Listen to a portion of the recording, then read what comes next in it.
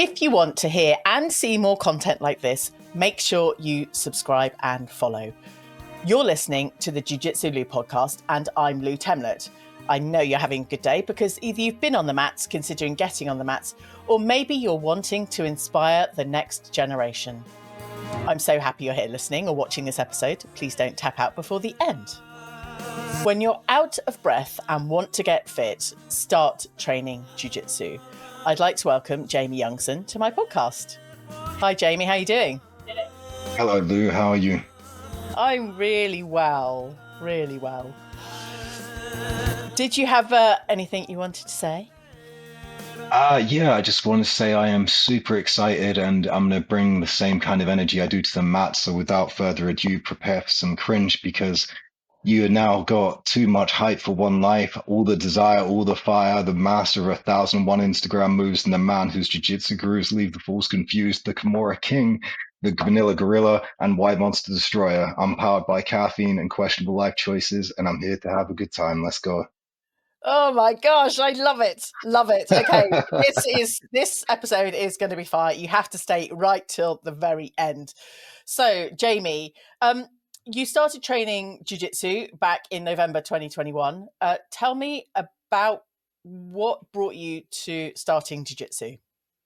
Okay, so it's a lot of multiple different things. When I started jiu-jitsu, it originally wasn't November 2021. I was 23 years old, so I don't know how many years ago that was. I'm 36 now. I was a really morbidly obese teenager. I tried losing weight in the gym, and I said once I got to a fit enough state, I wanted to do something. I thought it was going to be mixed martial arts, but after doing Thai boxing and doing 2 matches, getting punched in the face, I was like, I'm going to stick to the grappling. This is too much.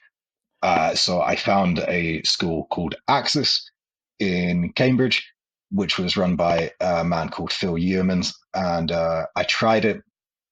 But for the life of me, I could not keep going to it because I could only attend it like once or twice every 2 weeks due to my shift pattern. Yeah. And yeah, it was a bad start. So when I started, it was my first ever Brazilian Jiu-Jitsu back when I was 23, which is crazy because I'd be a black belt now if I continued on. But I wanted to kind of picture the scene. I'd been like I think 5 or 6 times. And Phil's teaching Rickson fundamentals, like Rickson Gracie. He's hardcore, pure, raw, real deal stuff.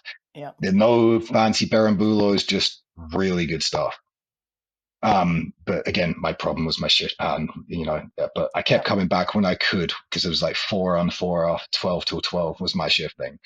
So back then, when I started, I was around 110 kilos, which I don't know what that is in stone or pounds, but it's heavy. It's a big weight. Yep. And my gi pants fitted like skinny jeans and a rhinoceros. My gi jacket was really tight. They weren't clothing; they were a cry for help. Really, they were just every time it was like they were saying, "Please God, no."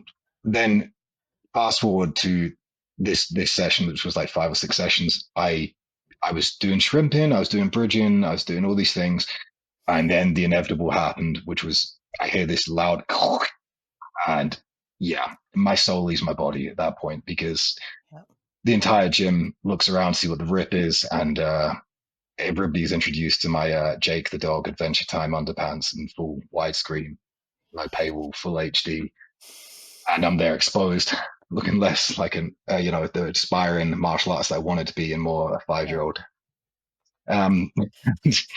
Yeah, so I had all this PTSD from being called fat in school and all these things just for this, and I said to myself, like after that happened, what did I do? Was I going to push through the embarrassment? Was I going to toughen up and become this warrior, keep pushing and keep going on this journey? Yeah. Absolutely not. I did not go back. I vanished like a blue belt. I was like, I'm done. And then moving on, a couple years later, I say a couple years later, it felt like 2 years, but when I was like 31 or something, whatever it was, I started this job, which had a normal shift pattern. I've been speaking to my wife for years going, yeah, I'm going to return to jiu-jitsu. It's only been like, I did it 2 years ago. And she said to me the words that haunted me to the stage, like, you keep saying you did jiu-jitsu 2 years ago, but I've been with you for like 4 years. I went, oh, I should probably go back to that then. And then I joined Escapology and it all started from there. My journey began properly where I could attend classes. I started at 2 days a week, then three, then four, and then I was just in every single class I could get myself to. Good. I'm going to pause you there and just take you back to a really difficult place.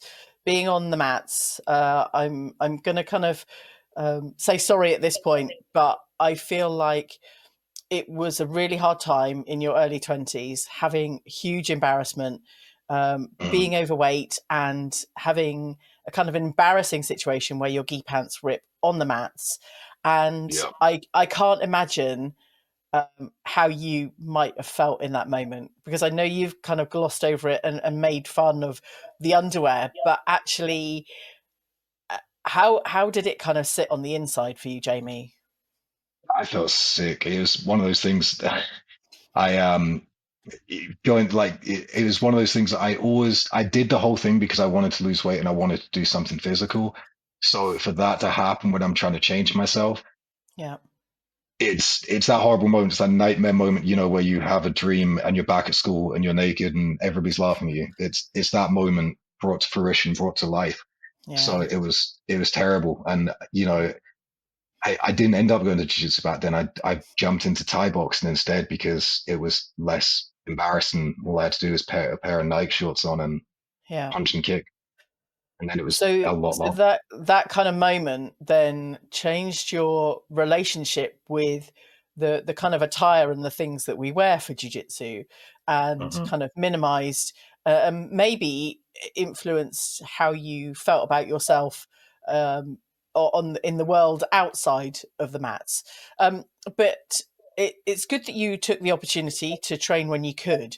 But I think, some of the young guys and young girls that are working shift patterns, either the training schedule coordinates with their work, or it doesn't, and causes lots of challenges, yet you're just desperately wanting to do a good thing for yourself, from a health perspective, mental and physical. Hmm. What sort of work were you kind of doing back then? It was really boring. It was, for all intents and purposes, it was just basically a call handler. It's called a logistics coordinator. I basically was calling out recovery vehicles to people, but it was sat at a desk for 12 hours. So I wasn't getting any exercise. I was sat at a desk. I didn't know anything about nutrition. I was just eating, eating, eating.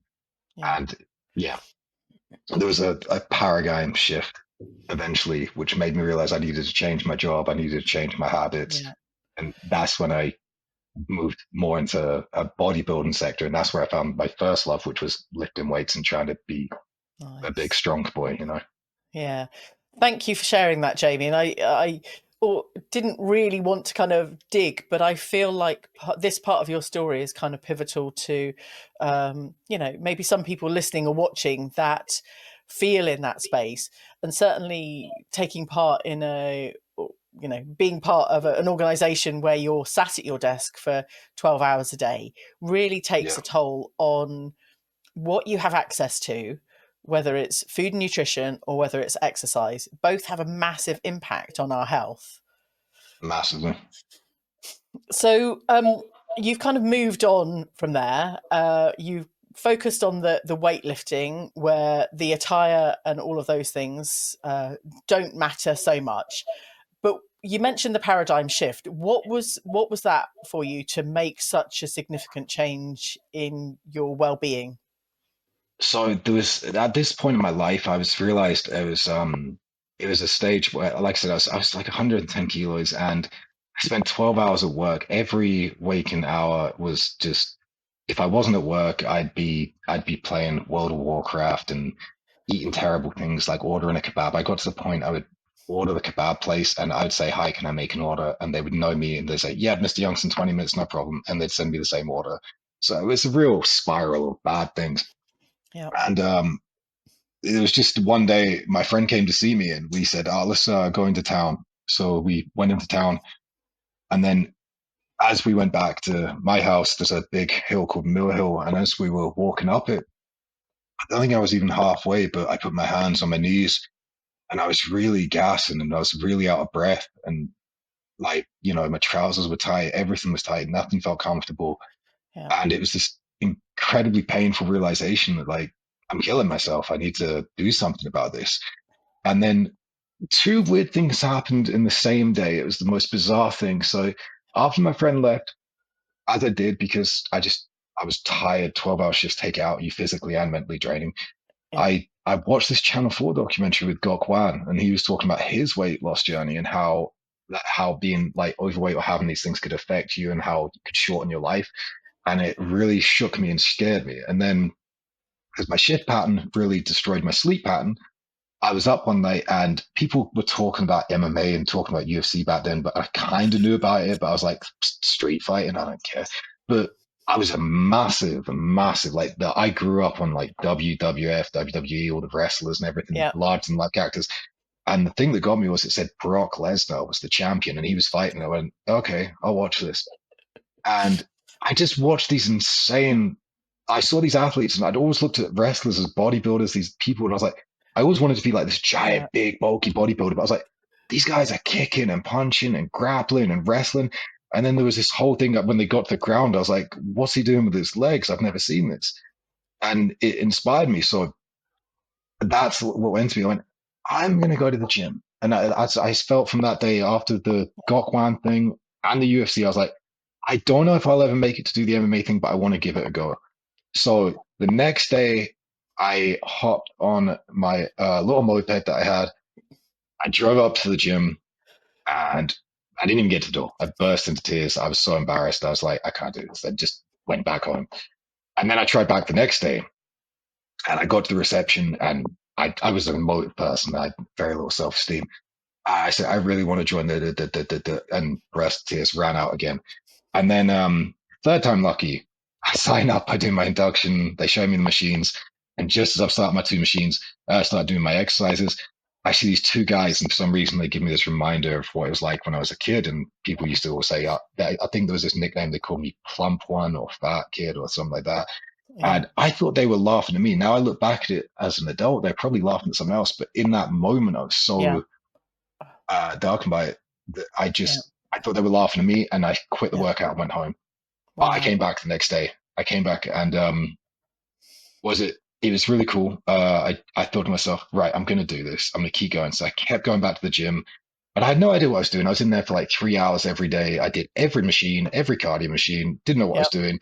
I was like, I need to do this. And then the time came where I was like, right, I need to know how to do this mixed martial arts. And at the time, there was no MMA gym that I knew about. If there was, I didn't know about it. Yep. Uh, and I just thought, okay, let's just go full bore. Let's go try hard mode. So I looked up a judo gym because I was like, I need takedowns. Let's look up a jiu-jitsu school. Let's do Muay Thai. And I did judo in this sports hall, and it was very, at no disrespect to them, it did feel like a cult. Everybody was just like, yes, master, grand sensei, very like Steven Seagal weirdness. And I did the jiu-jitsu, which really like amazed me. But I Yeah. did the Thai boxing, and the same thing happened with the Thai boxing. I remember that was the first one I actually tried out of all of them. I remember you had to go up these stairs, up Yeah. past the windows in the conservatory's place, and all you hear is like, for me, again, I've just overcome my body shame. I've gotten down, and I think at that point I was like 70 kilos. At that point, I was a twig of a man. Nothing was on Yeah. me, and all I can hear is thwack, thwack, like smack. And I'm scared to death. Like all I've done is lift weights and do all these cardio things, and am in this room full of killers that are just kicking and kneeing and elbow and punching. And for whatever reason, I didn't walk away or run away that time. And then Ooh. I started Thai boxing, and Okay. jiu-jitsu took over as well. But Yeah. again, the Muay Thai was easy because it was literally a mile away from my house, so I kept doing it. Yep. But the problem was I'd go to jiu-jitsu once or twice every 2 weeks. Yeah. And even my coach at the time, Paul, he would say to me, like, Jamie, stop trying to fly an armbar somebody in Muay Thai because I'd see a move on YouTube Oh or my gosh. somebody would get me in a clinch and I would literally try and pull guard and leg lock them. They're like, Jamie, this is Thai box. And if you want to do that, you got to go do that. I was like, Oh. sorry. So it Oh. had taken over. And Jamie, I'm going to let you carry on, but I want to kind of backtrack and reflect on some of the things that you've said. yeah, Now, the kebab shop, them knowing what your order is and saying, yes, Miss Youngson, we'll have it with you in 20 minutes or whatever. When you get to that point, you took me back to one of my own memories being a very similar weight, if not a bit heavier than that 110 kilos you experienced, but ordering the same thing, and the person serving or making the food knew exactly what I wanted, and you just get into a habit. And I think when things become habits like that, Yeah, that's the biggest signal for reflection. But often absolutely. we don't see it at that moment. We get comfortable in something that is really unhealthy for our well-being, but because it's comfortable, we all know getting out of our comfort zone is the most difficult thing in the world. And but we know to do that we have growth, um, Yeah. but it's difficult. um, and I also never thought I would hear Gokwan and UFC in the same conversation. Thank you for raising that, and thank you for sharing, because I think hearing other people's weight loss journey, certainly male role model, is really important.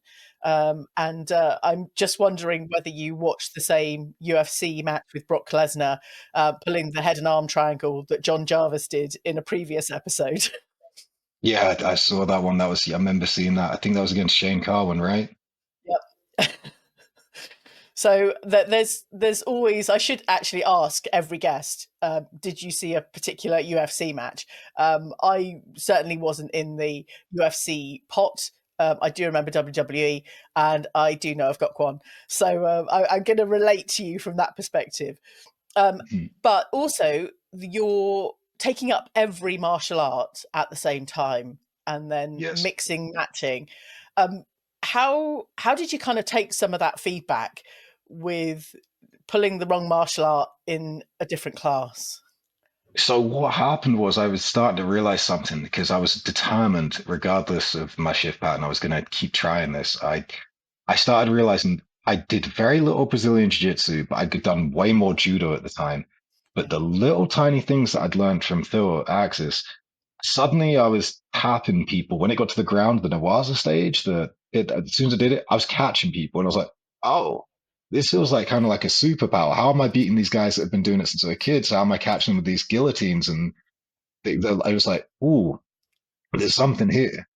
And yeah, yeah, I just had this burning desire to do it. So years later, when I had the chance to, it was just like letting everything go. It was everything that I wanted to do. nice. And it sounds like it was a really good experience having that opportunity and having that freedom at a much lower weight to do everything. And kind of reflecting back on those early days, walking up a hill, being out of breath with your hands on your knees, to doing every martial art possible. That's a massive difference in lifestyle. Yeah, absolutely. And it was the thing. It was just filtering out what I wanted to do, and it was Yeah, like you said, it was trying to try these new things. Like every time I stepped into a different martial art, it was scary because I stepped into a taekwondo gym. I thought, okay, I want to learn how to do a tornado kick, so I'll go there. Or if I want to learn a judo throw, I'll go judo. And then I slowly pieced together like, no, you can learn one move and practice it, but the jiu-jitsu was always the constant. Like, I don't think I can just learn one move. You have to keep going and Mm. going again and again. And it was the one out of all of them where it's like, I'm getting smashed all the time. This is ridiculous. Like, when do I get good? When do I learn that? When do I get as good as that guy? So Oh. yeah. That's really interesting that you've said, when do I get good? When do I kind of get to that stage? Mhm. That feels very much out of comfort zone. Very different to the, having the kind of repeat order at the kebab place, of Yeah, comfort zone and kind of that level of health. It's just such a wide difference in lifestyle. You're a blue belt now. You've been involved with Grapple Worlds, which is where we met yeah. earlier in 2025. Um, how is life now being a blue belt? It's one of these things. When I was a white belt, all I could dream of was being a blue belt. That's all I wanted. I chased it. I really wanted. I know you're not supposed to, but I was like, I really want this. And now I'm a Yeah. blue belt. If you dare mention the color purple to me, I will turn the other direction. I would rather restart. I have no desire to be purple yet, unless I do something grandiose or epic. Yeah. I'm very happy being a blue belt, and I'm set and content with the idea that I'd rather be a really good blue belt held Yeah. back than be a guy that keeps doing it for 10 years and they go, we need to give it to him for pity now. Yeah. That sounds a little bit like comfort zone, Jamie, but we will come back to that in a minute. This episode is sponsored by New Movement Jiu-Jitsu. New Movement Jiu-Jitsu is local, welcoming, and focused. They run classes nearly every day of the week in their fully matted facility based in Stevenage. Their goal is to help you develop practical, effective grappling skills in a safe and supportive environment to build your confidence, compete, and get in shape. Coaches Mark, Sam, and George will be there to support you along the way, no matter your experience or fitness level. There is a class for you. Check out their website over on newmovementbjj.com/free-trial and book your first class today. Also, go and follow at new.movement.bjj over on Instagram. This is the Jiu-Jitsu Lou podcast with me, Lou Temlett, coming to you from the UK. Keep checking out all the clips as soon as they drop over on YouTube, Instagram, and TikTok. Today, I'm having a conversation with Jamie Youngson. Now, Jamie, I will just mention Gokwan again, and kind of echoing male role models. Now, either before we started recording or at the very beginning, you mentioned about the lack of kind of a strong male role model in your kind of growing up years. Talk to me a bit about that. Yeah, so rewind like back to story time, Jamie. Back when I was younger, like my mum got really, really unwell. She couldn't look after herself. She had to quit her job and she had to go into go on benefits to be disabled. And she had degeneration of the spine. She had all these horrible things. She developed chronic fatigue syndrome, all these things. And I was suddenly burdened with this responsibility of having to care for her. And about 4 years old, my dad just I remember seeing him. He was at the door. He turned around and he went down on one knee and he said, "I can't look after your mum anymore. You have to." So at that point, I didn't see him again until a very long time. But that was hard. So the one father figure I had, my dad, walked away. And I think that kind of I think it really, really shaped my personality because for the rest of time, whether it's through sports or doing everything, I was always seeking that validation or trying to find a father figure I could look up to or show, hey, did I do good? Because that was it. And weirdly, I did Tang Soo Do as a kid, which is like militarized Taekwondo when I was very little. Yeah.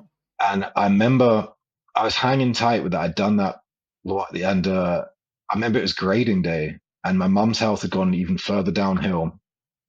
And my dad had contacted me, and I don't think it's right. I think I was like 7 or 8 years old, but I just grading day. I just burst into tears on the grading day, and they said, "You can do this." People coming up to me saying, "You can finish this. Just do your forms, and you get your belt." And I just burst into tears, said, "I can't do it," because I was so upset with how my mum's health was. I felt no, I wanted to see my dad. I didn't know where he was. Kids at school were being cruel to me. It is what it is, but it was very hard. Anyway, moving forward, I digress. No, it's fine, Jamie. I'm going to pause because at 4 years old, that's not something that we'd wish on any young child. And but you kind of took on that responsibility. But it sounds like it was incredibly heartbreaking to be abandoned at that point, and then to feel the kind of overwhelming emotion on a really quite special day for you in your kind of martial arts journey, all but, not quite 30 years ago. And that was the thing. It was because my dad couldn't be there. My mum's health was bad, so she couldn't be there either. So I was in this event on my own, and there was no parental figure or guidance or push. So I felt lost. And anyway, digressing as time went on, I tried sports. I didn't get on with it. I was a really obese kid, but I thank my nan for that because she just made really delicious cakes and she just wanted to make me happy. So it was the one bit of pleasure and happiness I got in this life. So I was a really overweight little kid. Kids were cruel to me. I would say I didn't know what to do. fought back a couple of times. And then the few times I did, using the tank stow that I developed, I remember I head kicked a poor child, like this guy called John. I'm so sorry to him. He kept punching me in the face after calling me fat, and we got into a scrap. Yeah. And I remember my mum says, "You can't use this. This has to be used in self defense." And I remember thinking at that moment, I need to control myself. And just one punch too many, I just went whoop, right high kick. And then was called into the principal's office, Mr. Lester, I think his name was. And he said to me, I remember I was scared to death, I was shaking. And he said, "If you're going to do that again, I need you to call the ambulance in advance." Just is. Just like, I'm so sorry. And anyway, I could feel this thing growing in me because I was starting to get more defensive. And Yeah. it's a weird characteristic trait. It wasn't a good one because what was happening was I was getting more aggressive. Yeah. So Yeah. my mum shut me down really quickly and was like, I think she could see I was almost turned to a bullish behavior as I was getting older. Yeah. And, but at the same time, that was a suppressed emotion because Yeah. I had all this like rage and pain in me, but I couldn't get it out anywhere. Yeah. So anyway, fast forward all this, years and years, I get bigger and more overweight as a school kid. I try to do sports. Kids Yeah. are mean to me and no father figure in the thing. And yeah, through watching, this is a crazy, crazy comparison. Somebody said this, and I totally agree with it.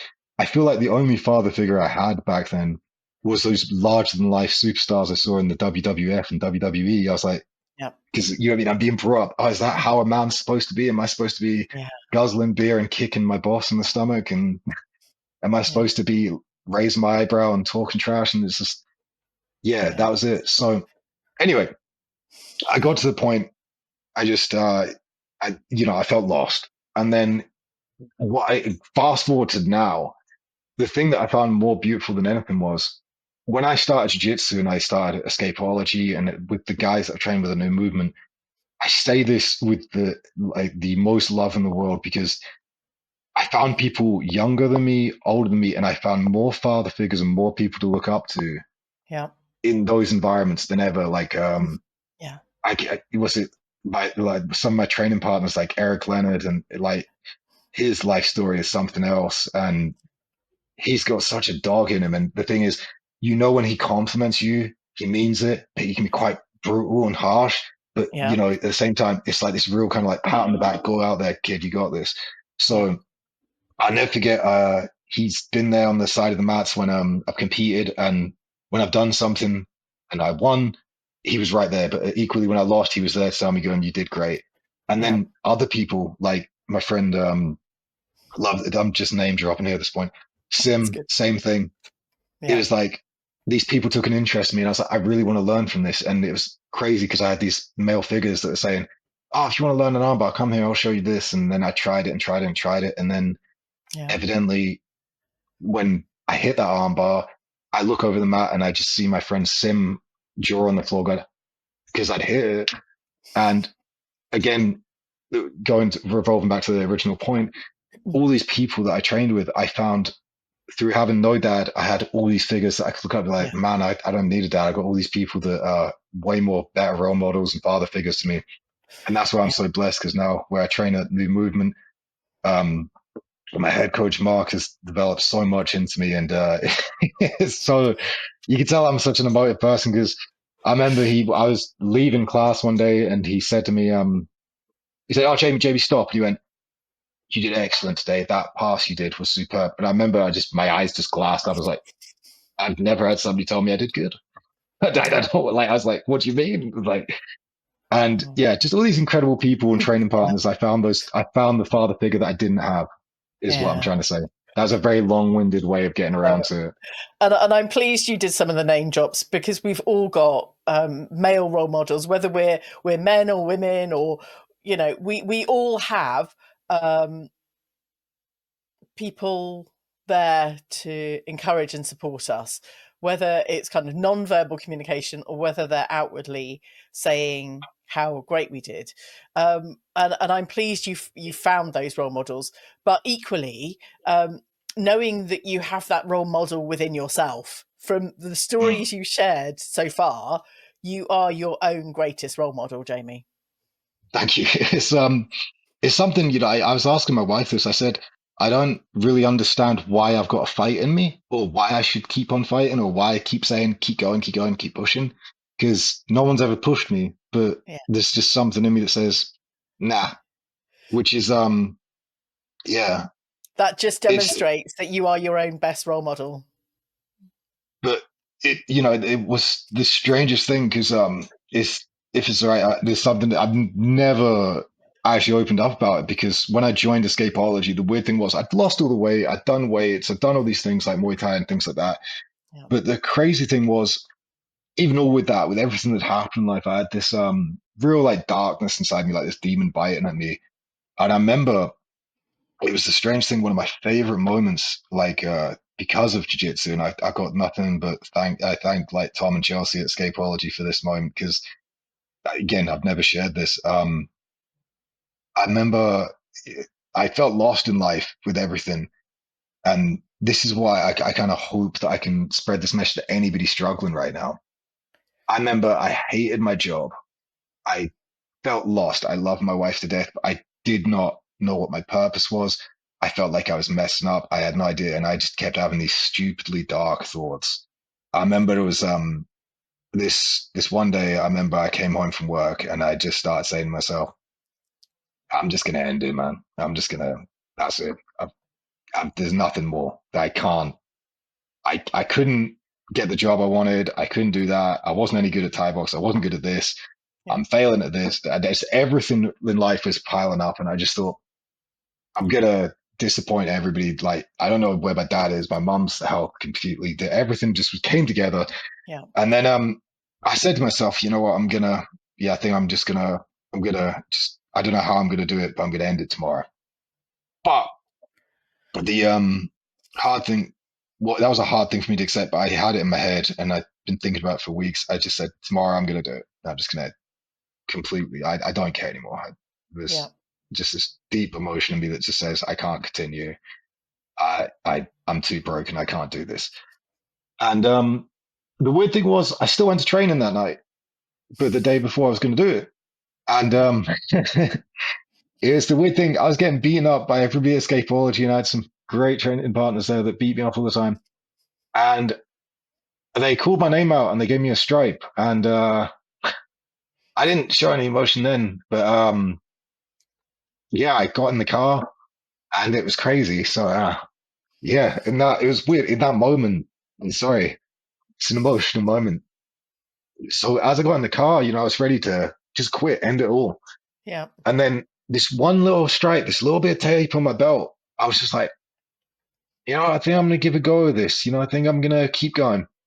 I'm gonna keep trying. Now I've Yeah. got something to work towards. And the rest is history. Then I was like, I'm gonna sign up to a competition, see how I do. I'm gonna keep pushing. And what if I could get to blue belt? What if I do that? What if I keep going? Yeah. And it just gave me this huge, like almost divine purpose. Like, okay, Yeah. now I've got something that I can believe in myself in, and something I can work on because Yeah. life didn't make sense to me. Everything seemed kind of worthless. It was always kind of like everything's Yeah. so monotonous. Everybody's got a persona and things like that. And I was just like, what is this, man? And Yeah. then the truth came out on the mats because that hour or 2 hours I was on there, it was like, I can't think of anything. But this feels like, Joe Rogan said it. It's like all my human potential is being vesseled into this activity. Yeah. And that little overweight kid that wanted to be good at sports, suddenly I was like, I'm not good at it yet, but I'm enjoying this so much. I want to be good at it. And if I don't ever get good at it, at least I damn well tried. So yeah, I don't know how I got onto that, but yeah, just that one Yeah. stripe. It's like Tom and Chelsea. Thank you for that one stripe because I've never shared that with my wife, never shared that with my mum, but I was Yeah. ready to, I was ready to just end it all. And then that one stripe was the path that turned me into this overzealous, insane human being that I am now that drinks too much Monster and screams and goes hype machine at competition and on the mats. So Good. yeah. Jamie, thank you so much for sharing that. I'm just wiping my tears away. It was, I think hopefully we haven't all been through similar circumstances, but I know life can get incredibly overwhelming and kind of load up and kind of be double loaded from a perspective of life history and challenges and traumas and all sorts of things. And jiu-jitsu mats are just a place to be our complete selves. And there's an element of vulnerability that exposes us as human beings more than anywhere else in the world. Which, Absolutely. yeah, and it's kind of, it's one of those things. But I would equally say, if anyone listening or watching is having some challenging times, please reach out to relevant support networks, friends, family, or other services, because we're all there for you. And from Jamie's experience, it's only one stripe that can save you. Exactly. And I looked at that as this sounds really, I always looked at that first stripe as the hype stripe. That was Yeah, the one that set the course. And yeah, I say that to anyone. You can message me, even if I don't know you, to send me if you're struggling with something. Speak to your friends in class. Honestly, you share more in common with those people on the mats than you do anyone yeah, else. When you're at work, you play a role and yeah, you don't really have a lot in common with people that you work with. yeah, Those mats will show the true versions of every one of you, and you have so much more uh, relatable to everybody else on those mats because you share an experience that's physically hard, mentally yeah, draining, and just yeah. there's nothing like it. I love this sport. I agree, Jamie, and thank you for sharing your story. And I think sometimes from the outside world, receiving a stripe or a belt promotion can seem quite a kind of small thing. But for all of us that take part, compete in either a kind of hobbyist format or a more competitive athlete nature, those benchmarks of physical and mental growth in stripes and belts really do mean so much to all of us. I think I've got a number of friends that have recently been promoted, and there's an element of overwhelm and they've not yet experienced imposter syndrome with some of these things, but there's ultimately a surprise, but a gratitude and a reflection on their growth. Yeah, it's a huge moment. It's a milestone in your life. It's all the hard accumulation of hard work. And I know it's crazy because you share those moments with those people if you're with them on that day. Like Yeah, again, going back to my friends Sim and Eric, both times when they both recently got their black belts, mm, I sobbed like a baby. I had to look away because I couldn't stop crying because I'd seen all the hard work. I'd seen them lose in competition. I'd seen them go the highest highs, the lowest lows, injuries, yeah, problems, and to see them capture that moment and say it shows this isn't impossible. Anything is possible. That could be you. That could be me if you just keep going. yeah, And it's that's what's beautiful about the sport. It's that journey. It's just that is the journey. The journey is so important. I think yeah, we do a combat sport, and yeah, it's about wrecking people's limbs and choking them unconscious, but it's so much more than that. It's therapy. yeah, It's a place for role models and heroes, or yeah. you know, it's the character development that's gonna shape your own self, like for your own hero movie. What I'm Completely. trying to say. Yeah, I get it. And it's part of your own therapy, your kind of self-therapy journey, because it's the Yeah. physical kind of growth, whether that's strength or weight loss or whatever it happens to be. But I think, when we get to blue belts, there's an element of mental growth that we weren't expecting when we first started training jiu-jitsu. I think somebody said it best. Like white belt isn't about being good at jiu-jitsu; it's just about surviving. that's that's and Yeah, that's how I felt after all those hours. It's like I survived, and then I realized as soon as they put the blue belt around me, it's like I'm exactly the same person I was ten yeah, seconds ago. yeah. And we still have to Now I survive. now I better survive and figure out how to do things. Because I there's love an it. army of four stripes as well. Like all the four stripe white belts are now looking at you like you're a piece of ham. And They're after you. They're after you. Everyone's after you, yeah, after us, Jamie. This episode is sponsored by Escapology Jiu Jitsu. Escapology Jiu-Jitsu is the passion project of Tom Barlow and Chelsea Lee, both of whom are seasoned competitors and instructors. Escapology is for everyone.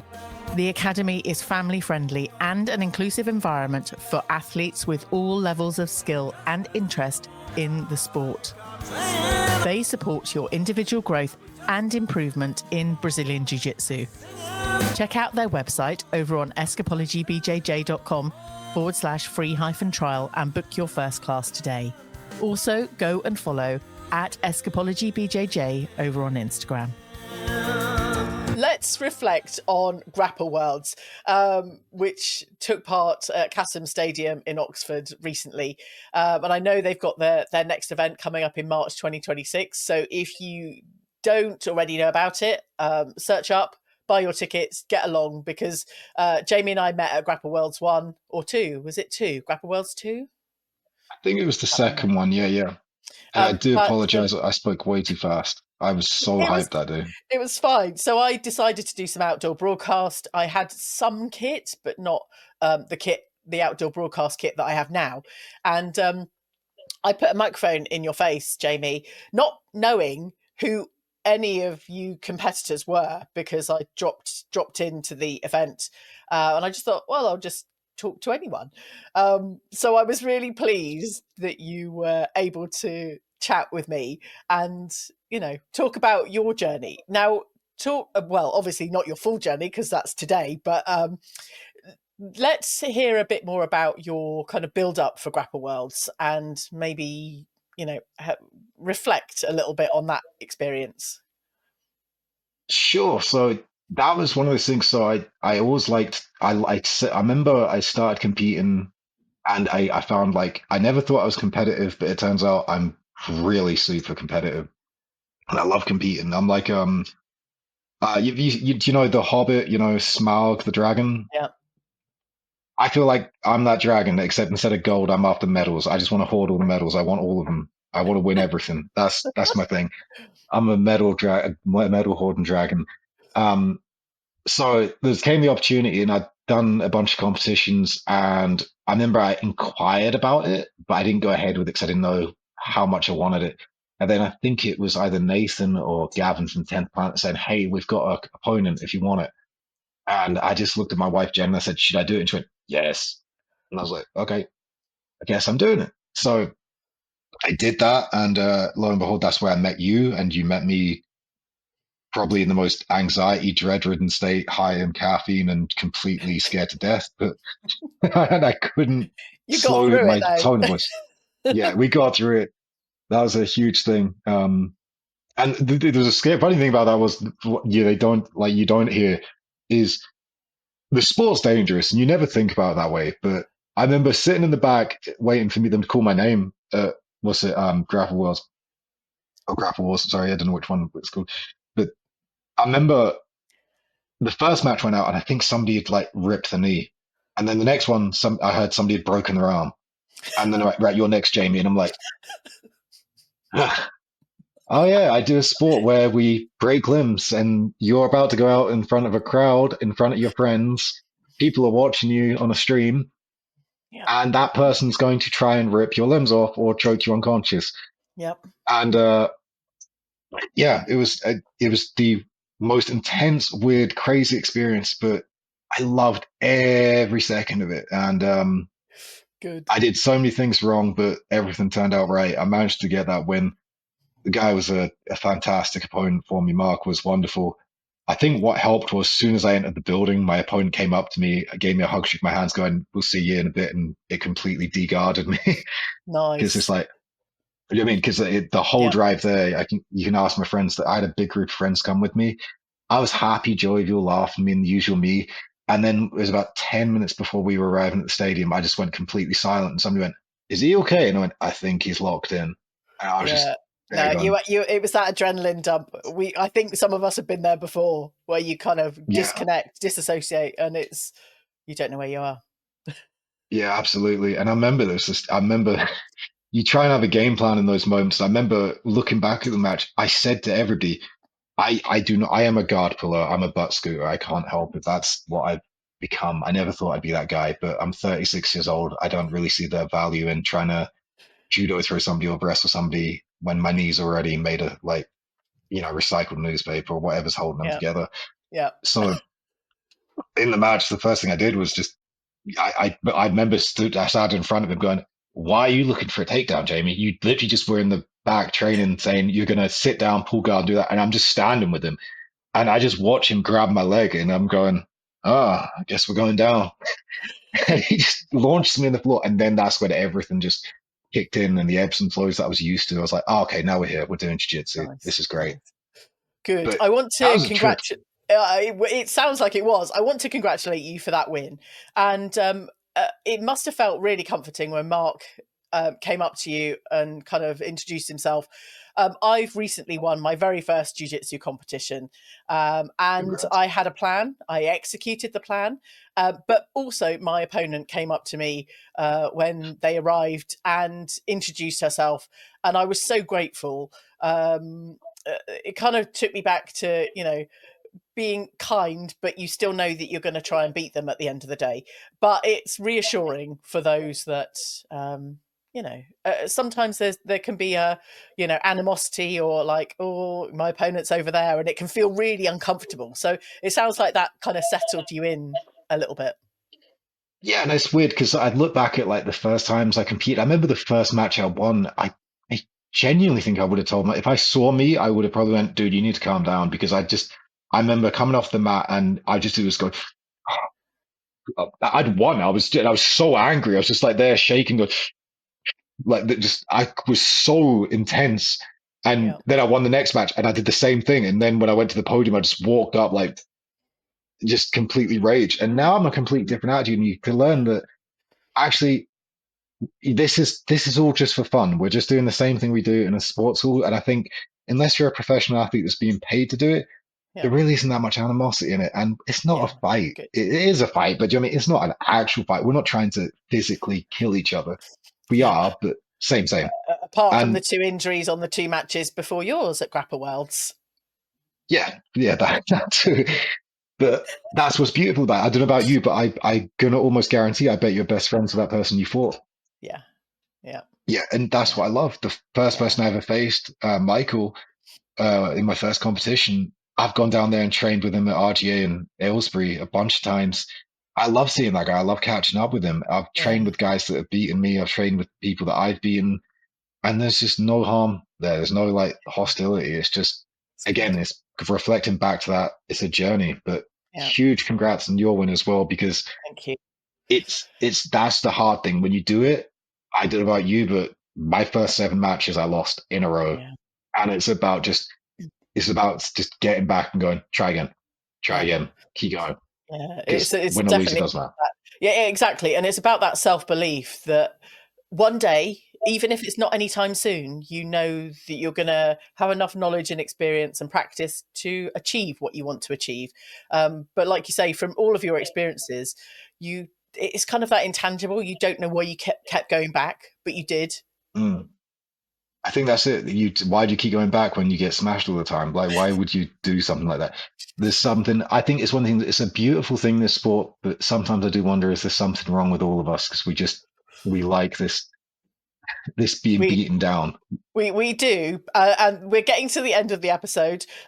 So if anyone's got to this point, we're waiting for your feedback. Why are we still here, everyone? Um, anyway, Jamie, thank you so much for sharing all of your stories. I think it was incredibly brave of you to share some of them, and incredibly emotive. Not just me, but probably for people listening and watching this episode. Um, how can people follow your journey, reach out and see how you're kind of progressing through your jiu-jitsu journey? You can follow me. It's just my name, Jamie Youngson, on Instagram. Just at Jamie Youngson. It's pretty much where I'm active. I am working on a YouTube at the moment. I am not Okay. going to do TikTok because I cannot stand that. I'm not a TikTok star. So yeah, just I've Instagram got some really. tricks with TikTok, Jamie. You can post, but you don't have to engage. Sweet. I might ask my social media manager, my wife, to work on that then. Good. It's just like posting out to platforms and seeing things grow while you're asleep, which is kind of a good Yeah. thing. Jamie, we didn't get to chat about you and your beautiful, amazing wife, Jen, and her journey in starting jiu-jitsu and supporting you and you supporting her. Maybe she'd like to come on and chat sometime. I would be delighted to tell her that. She's got her own incredible story, and I think it'd be a Good, wonderful thing to hear because good. she's an incredible lady. I love my wife, and yeah, I definitely wouldn't be at the stage I am now, or competing, or doing any of the things I would without her support. She's my rock. So yeah, Good. love you, wife. Oh, well, thank you, Jen. Thank you so much, Jamie, again, for sharing your story. I hope to see you at an event very, very soon. I'm going to be up at Escapology for Kairos 3, but by the time this episode goes out, that will have happened. So at some point, we will catch up, Jamie. Nice one. It's been a pleasure. Thank you so much for having me. You are very welcome. If you've got this far, thank you so much for listening or watching. Let me know who you'd like to see on the next show. Jen Youngson, there's a call out for you. I'm looking for stories, connections, and growth in the sport of Brazilian Jiu-Jitsu from around the world. I really hope you enjoyed this episode. Thank you for telling your friends about this show. And as soon as this episode ends, if you haven't already subscribed and followed, please do. Thank you again for listening. Catch you on the next episode of the Jiu-Jitsu Loop podcast.